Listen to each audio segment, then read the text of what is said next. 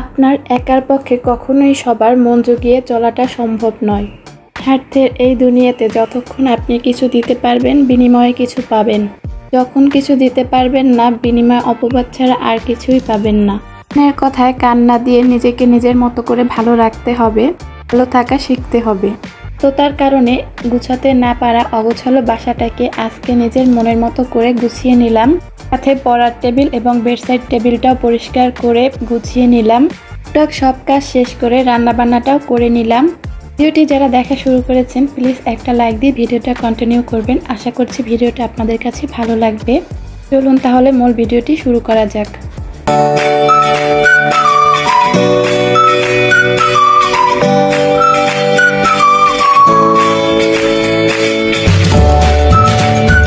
সকালের ভোরের সূর্য আপনাকে নতুন একটা দিনের জানান দেয়। অন্ধকার ভেদ করে কিন্তু আলোর মুখ দেখায়। মানুষের জীবনও ঠিক এমনই, অন্ধকারাচ্ছন্ন সবসময় থাকে না, আলোর মুখ একদিন না একদিন দেখি। এই লাল গোলাপের মতো প্রতিটা মানুষের জীবন সুন্দর এবং শুভ্র হোক, সেই কামনাটাই করি। শুভ সকাল এবং রমজানুল মুবারক। আসসালামু আলাইকুম। হ্যালো এভরিওয়ান, আমি স্বপ্নের ব্লগ অ্যান্ড কুকিং চ্যানেল থেকে বলছি। আপনারা সবাই কেমন আছেন? আই হোপ যে যেখান থেকে আমার ভিডিওটি দেখছেন দেশে এবং প্রবাসে সবাই খুব ভালো আছেন, সুস্থ আছেন। আমরাও আলহামদুলিল্লাহ খুব ভালো আছি। অগোছালো বাসাটা দেখি আমার ভিডিওটি আজকে শুরু করতে যাচ্ছি। তো ভিডিওতে তো দেখিয়েছি গতকালকে কিন্তু ইফতারি বানাতে গিয়ে অনেকটাই ব্যস্ত হয়ে পড়েছিলাম। আর তার আগের দিন তো শপিং মলে গিয়েছিলাম। সব মিলিয়ে বাসার অবস্থা কিন্তু বেহাল অবস্থা হয়ে গিয়েছিল। সেরকমভাবে গুছানোর জন্য টাইম দিতে পারিনি। হাত থেকে নিয়ে আসা কাপড়গুলো কিন্তু বাস করতে পারিনি, নিচে রেখেছিলাম। তো ভাবলাম যে সবকিছু গুছিয়ে তারপরে আজকে রান্না করতে যাব। এদিকে কিন্তু সবকিছু খুবই এলোমেলো অবস্থায় পড়ে আছে। গুছানোর আগে কেমন ছিল আর গুছানোর পর কেমন হবে সেটাই দেখানোর জন্য আগেই দেখিয়ে দিচ্ছি এলোমেলো বাসাটাকে। এখনো পর্যন্ত যারা আমার ভিডিওর সঙ্গে আছেন, তারা এখনো পর্যন্ত আমার ভিডিওটির সঙ্গে আছেন, প্রিয় আপু এবং ভাইয়ারা, আমার এই ছোট্ট চ্যানেলে নতুন নতুন আরও অনেক ভিডিও পেতে চাইলে আমার চ্যানেলটার সঙ্গে থেকে যেতে পারেন। প্রিয় আপু এবং ভাইয়ারা, চাইলে আপনাদের ভালো লাগা মন্দ লাগাগুলো কমেন্ট করে জানাতে পারেন। এদিক দিয়ে আমি প্রথমে বেডশিটটা চেঞ্জ করে নিলাম। আগে বেডটা গুছিয়ে তারপর অন্যান্য কাজ করব আস্তে আস্তে করে। যেদিন বেডশিটটা গুছানো হয় সেদিন কিন্তু বেডে বসতে এবং দেখতে অসম্ভব ভালো লাগে, অন্যরকম একটা শান্তি কাজ করে, ফ্রেশ ফিল হয়। বেডশিটটা গুছাচ্ছিলাম, সাথে কিন্তু আমার আয়ন বাবাটা হেল্প করছিল। এই যে বালিশের কভারটা দেখতে পাচ্ছেন, এটা কিন্তু আমার আম্মুর হাতেরই সেলাই করা, হাতের কাজ করার বালিশের কভার। একটা কভার আমাকে দিয়েছে। এই ডিজাইনের কিন্তু পুরো একটা বেডশিটই আম্মু তৈরি করেছিল। বেডশিটটা আমার আব্বু সৌদি আরব নিয়ে গেছে। আমার কিন্তু বেডটা খুব ভালোভাবে গুছিয়ে নেওয়া শেষ। আর যেই যে দেখতে পাচ্ছেন ডাবল ডাবল বালিশ, আমাদের তিনজনেরই কিন্তু ডাবল ডাবল বালিশের প্রয়োজন হয়। পাশে আমার আয়ন বাবাটা খেলা করছে।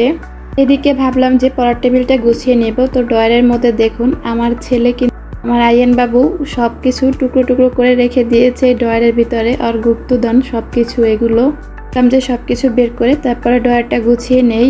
টেবিলের নিচের তাকে যেখানে বইপত্র রাখি সেখানে খুলে দেখি আর এক কাণ্ড। তো 6 মাস আগে কুমিল্লা যখন এসেছি তখন কিন্তু আমি সবই পরিষ্কার করে নিয়েছিলাম। 6 মাসের ভিতরে কিন্তু আবার তেলাপোকারা এখানে বাসাবাড়ি তৈরি করে নিয়েছে দেখলাম। তেলাপোকাগুলো কিন্তু ঢাকা থেকে কয়েকটা ব্যাগপত্রের মধ্যে এসেছিল, এসে কিন্তু বাসার ভিতরে বংশ বিস্তার করেছে। তেলাপোকার যন্ত্রণায় বাঁচি না।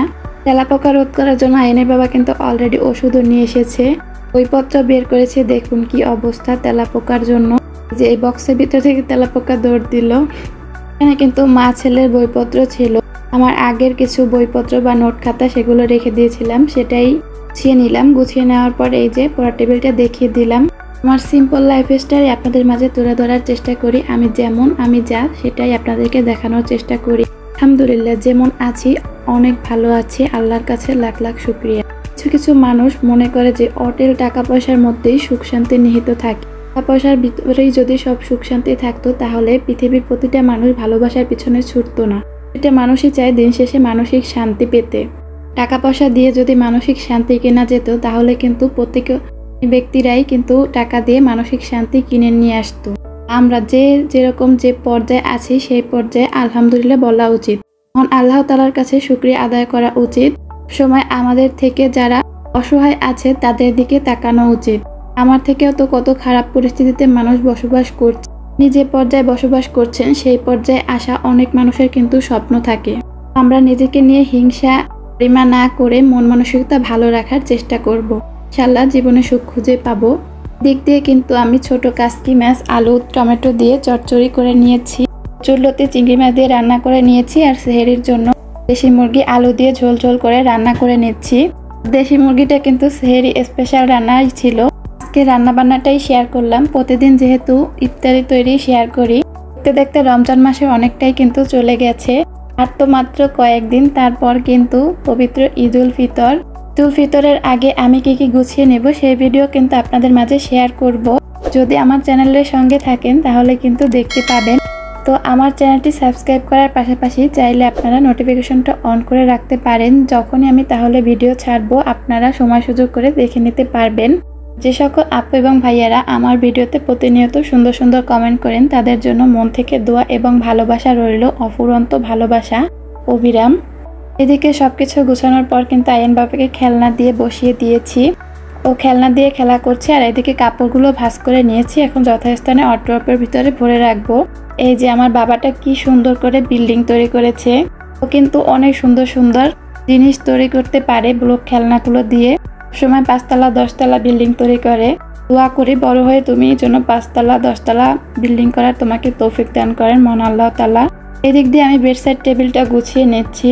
তো বেডসাইড টেবিলটার ভিতরে তেমন পরিমাণে তেলাপোকা হয়নি। এই যে ড্রয়ারটার ভিতরে কিন্তু আমি সকল ধরনের তার চার্জারগুলো রাখি। তার বা চার্জারগুলো বাইরে রাখলে কেমন জানি এলোমেলো লাগে। এভাবেই আমি একটা ড্রয়ারের ভিতরে রাখার চেষ্টা করি যাতে করে জিনিসটা দেখতে সুন্দর লাগে এবং অর্গানাইজড মনে হয়। এই দিক দিয়ে এক্সট্রা কিছু জিনিস ছিল সেটা রেখে দিয়েছি আয়রন।